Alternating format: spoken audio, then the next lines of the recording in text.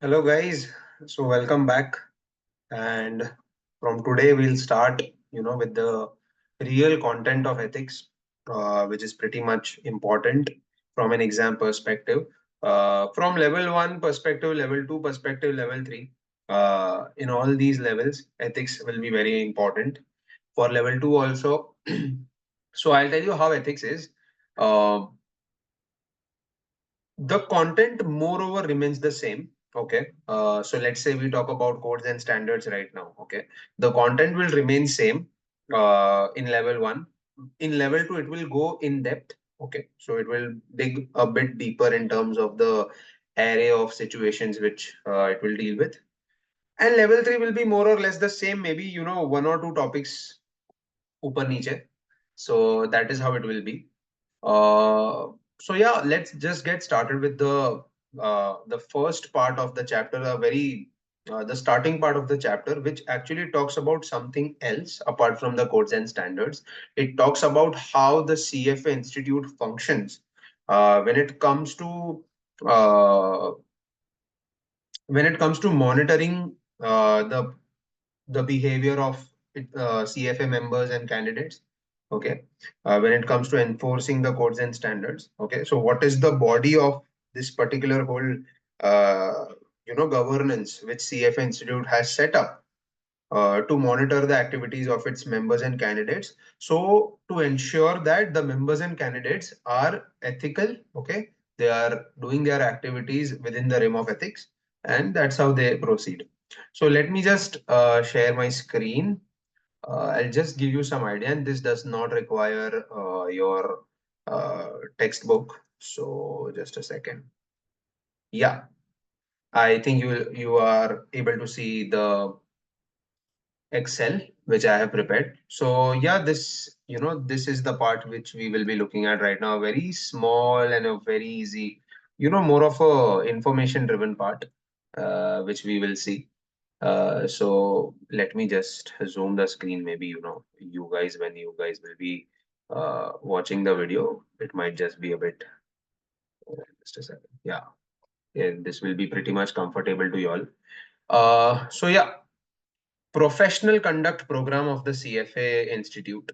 Now, what do they do? As I said, there are board of governors within the CFA Institute. Okay. They have prepared a whole program for us members and the candidates. Okay. Uh, which just prescribes the behavior, which oversees our activities.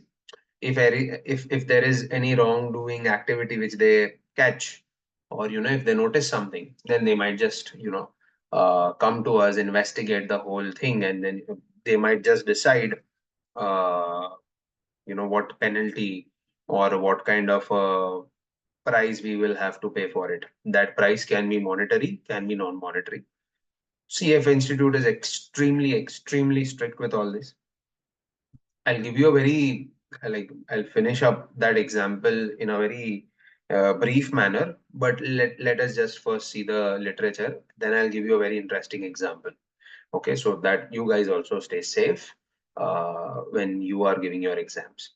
So first of all, the professional conduct program, the whole structure and the process. Okay, CFA Institute Professional Conduct Program is covered by the CFA Institute bylaws and rules of procedure for proceedings related to professional conduct. Okay, okay, the law language. Okay, in general, nothing but in a very plain language, CFA Institute has created these set of rules and regulations. Okay, to which the professional conduct program, the members of that particular program, they will monitor the activities, what they are trying to say.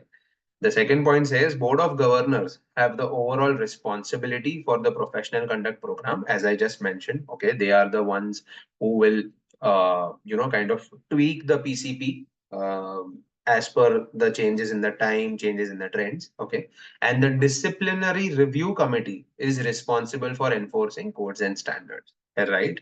So basically, there are boards of governors who are looking at this program. They are framing the program. Okay, this program is, it is evolving, it is changing according to the time. Okay, they are evolving this program year by year, time by time, trend by trend.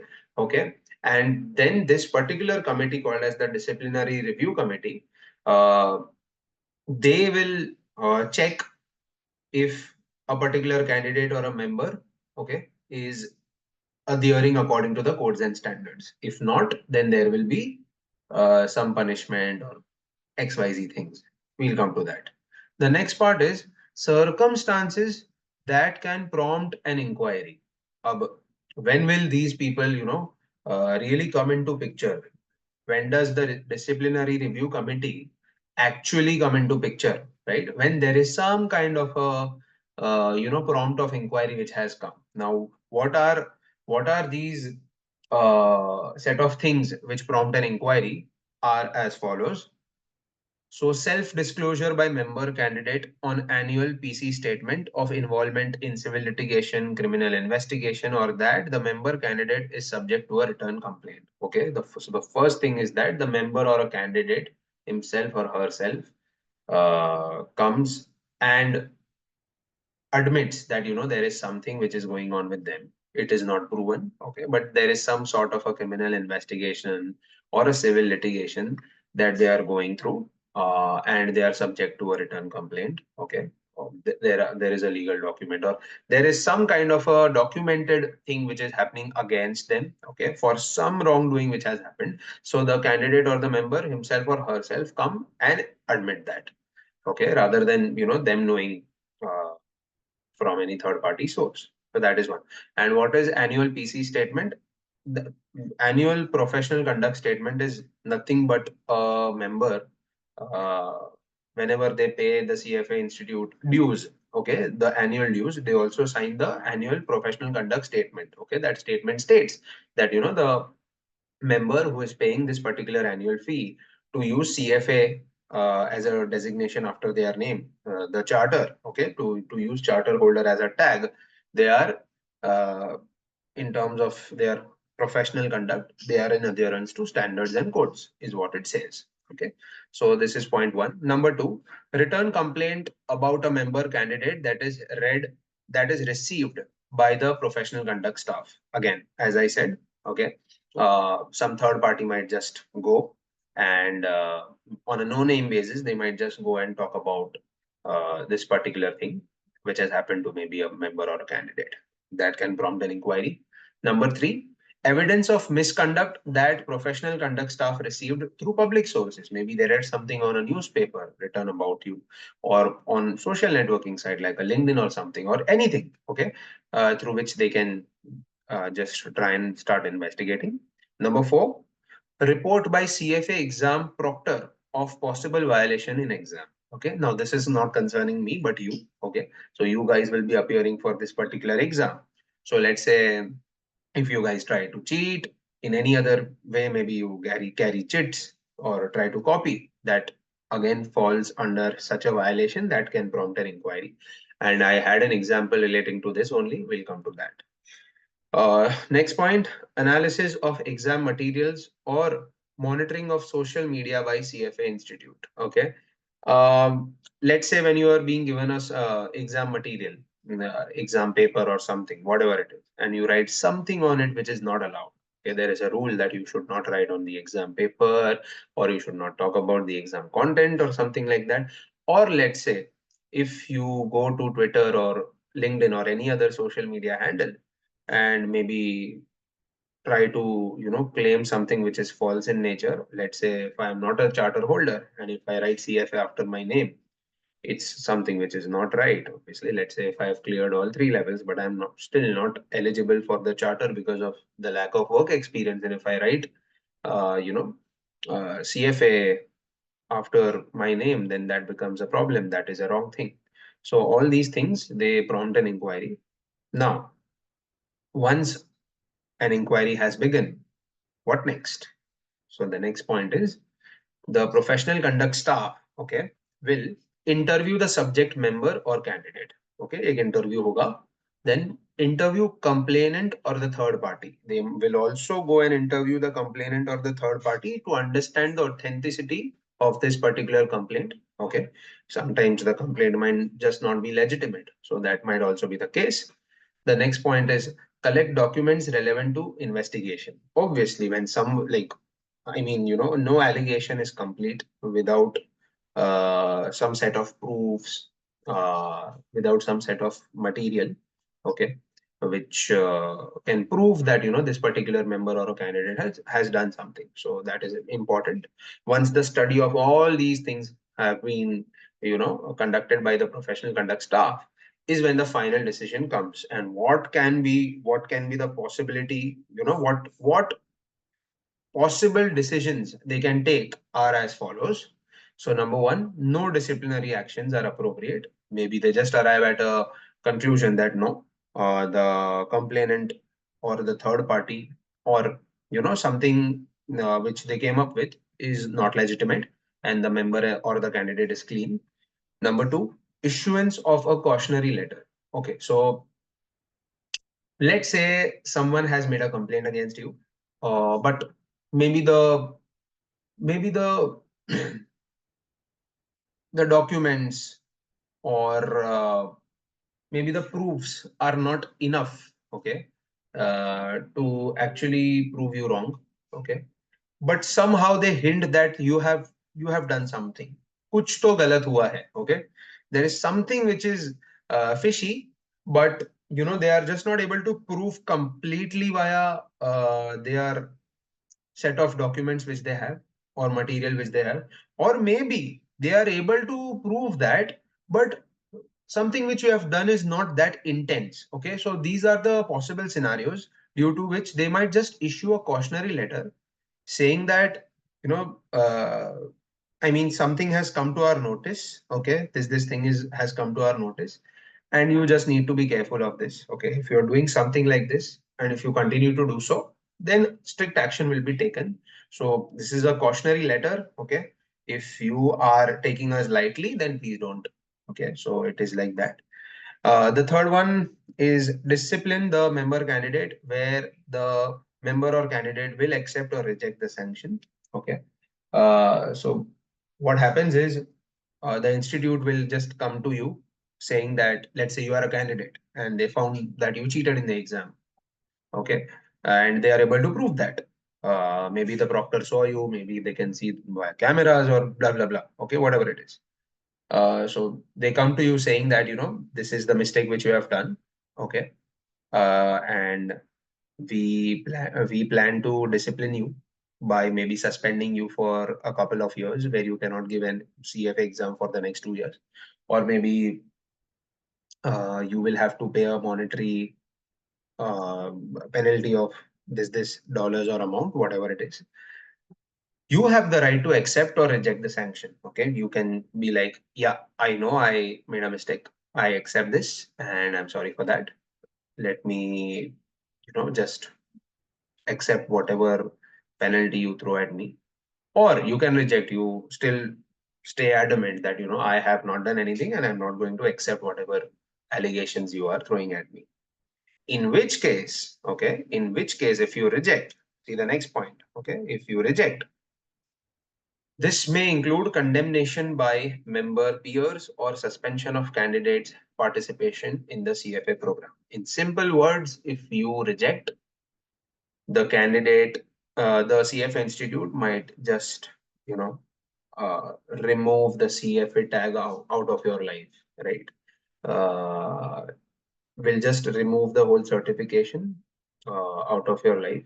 Will make sure that uh, you do not climb any ladder by using this designation henceforth, right? Or maybe if you're a candidate, then it will make sure that you won't ever be able to appear for the exam, just because you have committed something and you have not accepted that. So yeah, this is the whole process. And the example which I was talking about is that I when I was giving my CFA level 3, yeah, CFA level 3, there was a friend. Uh, she was also appearing for the same exam. Very intelligent, way more intelligent than me. College topper and everything. Uh, so the thing is, at that point of time when I used to give my CFA level 3 exam, it was a written exam. It was not a computerized exam. So we used to write, okay, it was an essay based exam. And there were a lot of proctors. So what generally used to happen is the exam was split into two sessions. One was the morning session and other one was the afternoon session. Afternoon session was just like the level 2 exam where you have vignettes and then you have questions where you have to answer. That was a pretty straightforward one. But the morning exam was an essay type exam where you have to explain your answers in the form of essays. Okay. And that typically is a lengthy exam. Okay. That is considered as a lengthy exam. People sometimes miss out on some questions or something. It does happen. So what happened was I completed my exam. Like it was a 3 hour exam. I was able to finish the paper, in 2 hours, 59 minutes and 10 seconds. So, just when the time was about to get over, I was done. But my friend, she was still writing the exam. And when it was exactly 3 hours, the proctor said, stop writing. Okay. And she didn't. Uh, she wrote for 4 seconds extra. Like she took maybe 3 hours and 4 or 5 more seconds. So it was just a matter of 4 or 5 seconds. But the proctor saw her. We got done with the exam, everything was okay. Afternoon session was done, everything was okay. We were waiting for the results. Generally, when you get your results, just before your results, you get a mail from the institute saying that you will be receiving your exam results in so form on this particular day. I received, she did not. So I just called her to ask that, now we have our results. Have you received the mail? We're like, no, I haven't received. We thought maybe it's gone into some spam or something. We were like, okay. Then it was near result day when she was again trying to check her mailbox and she saw that, a month back, because she was not following her mailbox at all. A month back, she got a mail from the disciplinary review committee, right? Asking for this, that you have cheated in the exam, asking for her explanation. Like, does she feel that she has done something right or wrong?